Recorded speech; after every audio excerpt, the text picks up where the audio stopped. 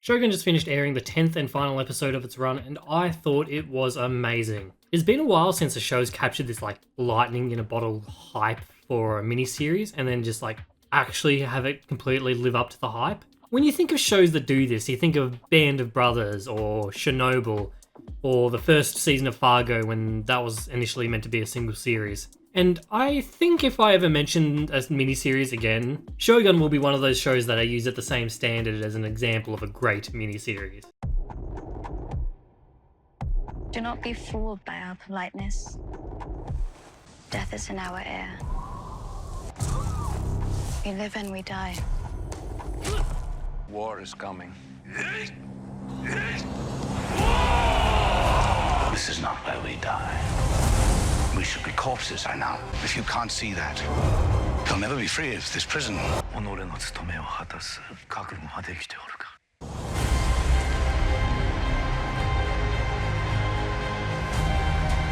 And yeah, Shogun is a fantastic show. If you're unaware of this show, Shogun is a period drama set in the Edo period of Japan. Oh, at least I think it's the Edo period. I don't know, I learned all my Japanese history from that like one Bill Wirtz video. Japan is an island by the sea filled with volcanoes and it's Might be that other one. Feudal. I think that's an era of Japan. It's like a historical drama with samurais, and you know, that's enough for my monkey brain to get excited about.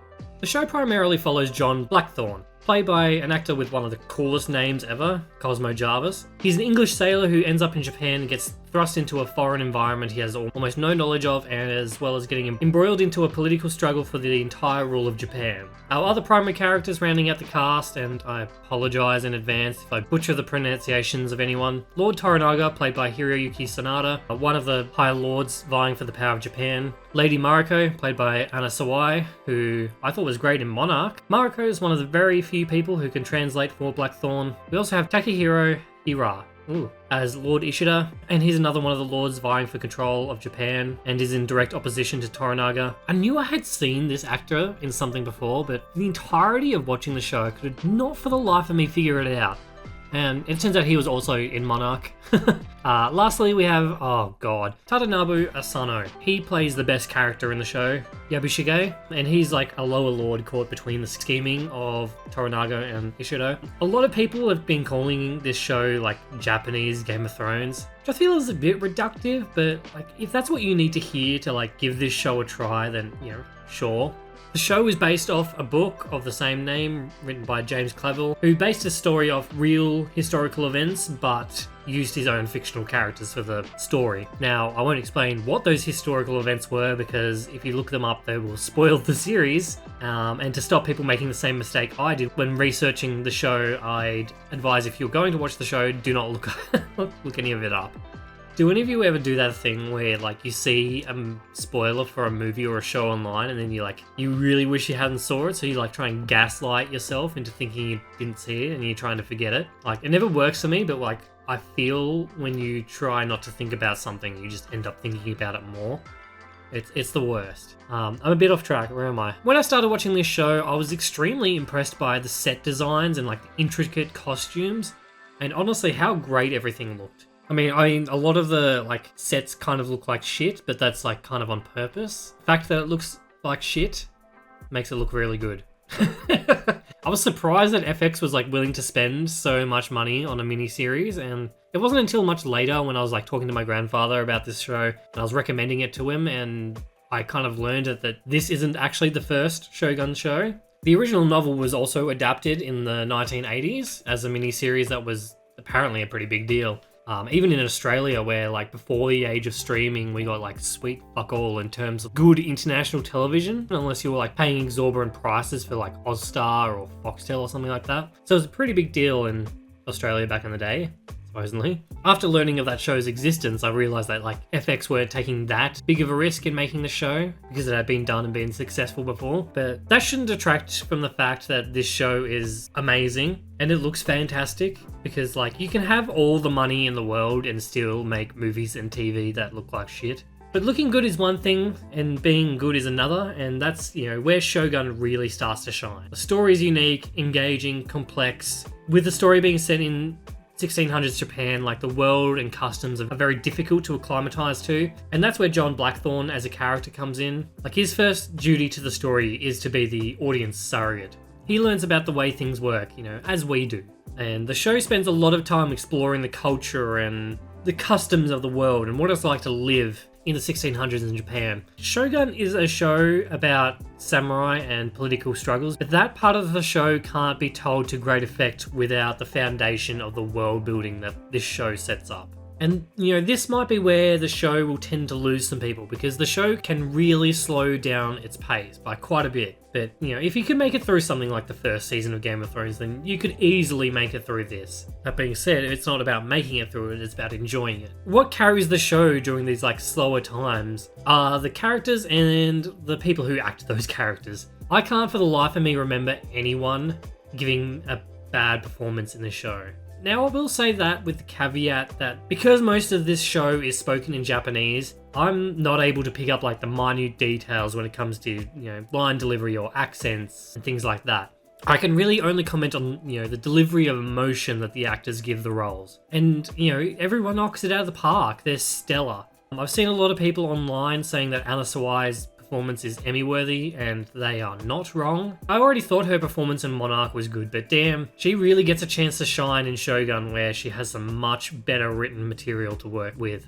Honestly, the same thing could be said with every character in this show. I'd be here for hours if I stuck around and named them all. But, I'll just rattle off some of my favorite characters. John Blackthorne is great. His accent is a little over the top, but it really suits his character and his personality. Fuji is a character I wish was utilized more, because I'm captivated by her character and her character arc whenever she's on screen. She just has a presence about her that's really great. Toranaga, obviously, is great, the second lead of the show. It's really cool to see Hiroyuki Sanada in a lead role in something really good. I feel like, you see him everywhere in these part roles, and he's always giving it his all, so I'm glad he finally gets a chance to have a good lead character. And of course there's my boy Yabushige. I swear you could pause this show at any time and you would just have a good reaction image from this guy.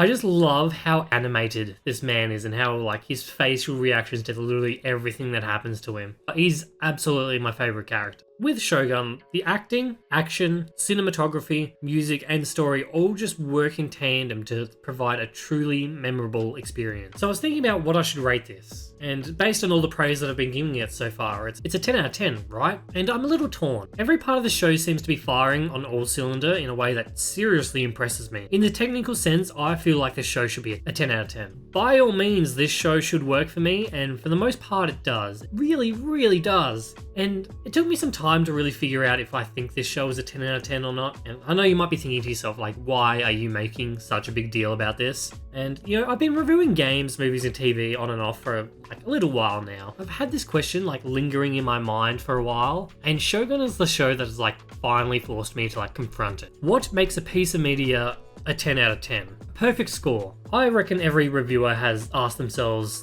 this same question at one point, and I bet that each person has a different answer. Hell, every reviewer would use the 1 to 10 scale differently as well. I think it's more important to understand why someone like me would give a score like Pacific Rim 7 out of 10 than actually focusing on that number itself. And that's why, despite me sometimes using a scoring system, I think it is pretty flawed by nature.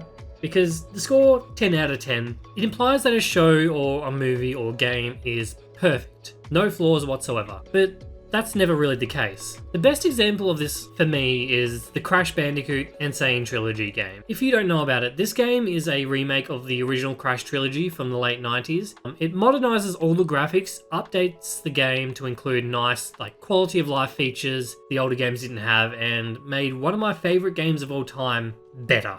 But when they made the new soundtrack for the game, some of the songs lost a lot of their charm. And one song in particular was the Boulder Dash song, and actually that one was just completely changed, and it is really, really bad.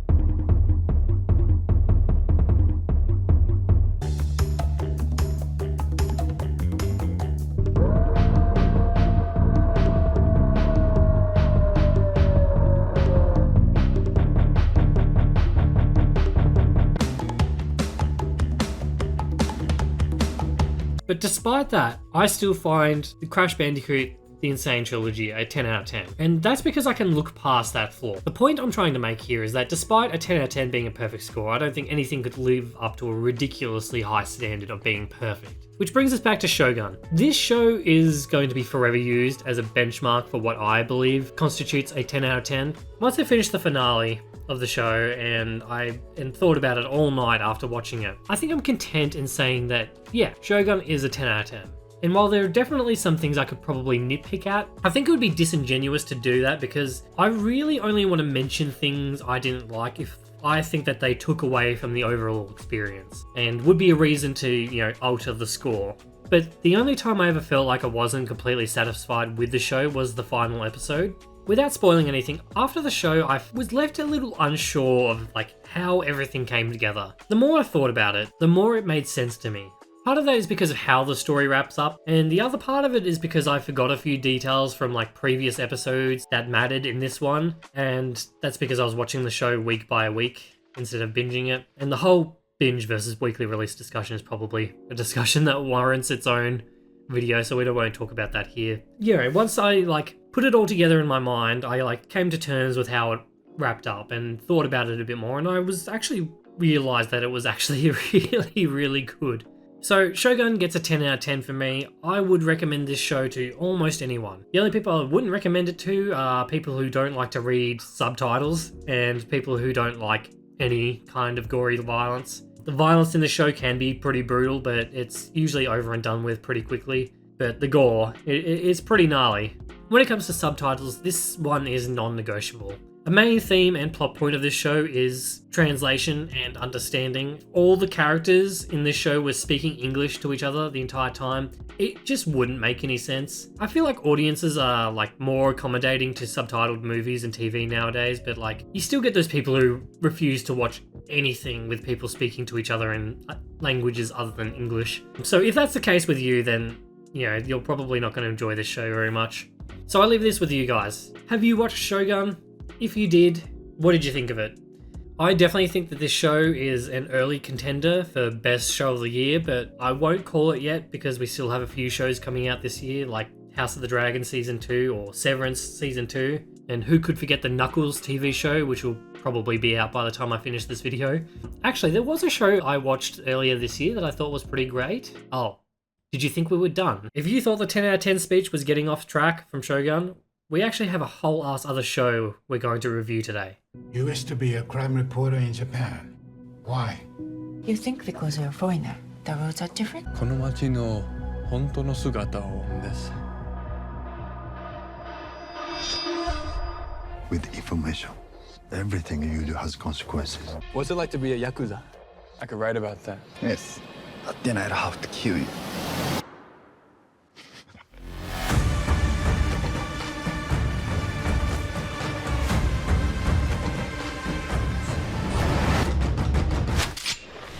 Don't write about this.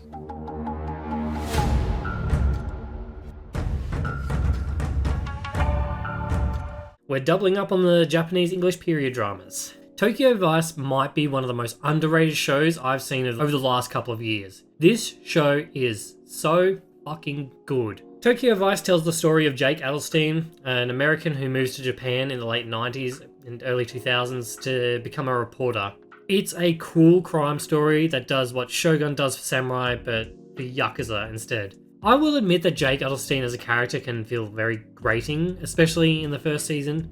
But the absolutely standout characters of the show are Sato, a low-ranking Yakuza pawn, and Detective Kitagari, a detective that frequently deals with Yakuza matters. Sato's story cannot be understated because it absolutely carries the show, especially when some of the characters like plot points kind of meander about during the first season. While Tokyo Vice doesn't manage to carry the consistent quality that Shogun does, I find the fact that the show is set in a time period closer to ours, the characters in the world are much easier to relate to, and the plot is much more easily digestible, but it is uneven. Most of the problems are fixed by the time the second season rolls around, because that's when all cylinders start firing, as the story builds momentum. Each episode in the second season just continually ramps up the stakes and the tension, and I was so engaged with the story, it just kind of gripped me and didn't let go.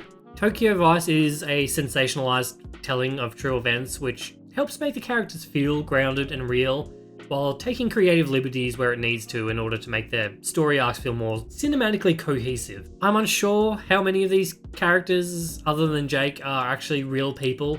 I believe they are mostly, if not all of them, are probably just fictional stand-ins. Like Shogun, a lot of this show is subtitled, but this one does have a lot more English speaking on it. Something I love that I find very charming is the Japanese characters speaking like broken English. It is kind of realistic, but it's kind of funny, and at the same time it's really charming. Tokyo Vice's biggest strength is the criminal underworld element, and any plotline or character to do with that side of the show is usually golden. So when the show starts pulling like more characters into that central Yakuza plot, that's how the show is able to like elevate itself. Unfortunately, some of the characters can feel a little unlikable, and it's mainly the American characters when they're being self-centered assholes. It's probably the only minus that I can give the show, but it is a really, really big one, because everything else to do with the show is just, it's top notch. So if you liked Shogun, then I think you will definitely like Tokyo Vice, because these shows are very, very similar. But I think if you haven't watched either of these shows, you absolutely need to. Tokyo Vice is a slow burn, and though it may stumble along the way, and I don't regret any time slugging it out in the harder to watch moments, because, you know, that conclusion, it's good. Well, at least I think that's the conclusion. The show feels like it is done, but there is room for it to go longer if it wants to. I feel like it's over. But so for now, I give Tokyo Vice a 9 out of 10. If there is somehow another season to this show, I'll come back to it and, you know, reassess. But the main reason I wanted to talk about Tokyo Vice, because I feel like it's a show that nobody has watched, because I really feel like this show deserves a go, and it deserves to have more people watch it. Thank you so much for watching this video. Don't forget to give the video a like if you enjoyed it, and subscribe if you're new. If you end up watching any of these shows, let me know what you thought. I will see you all in the next one. See ya.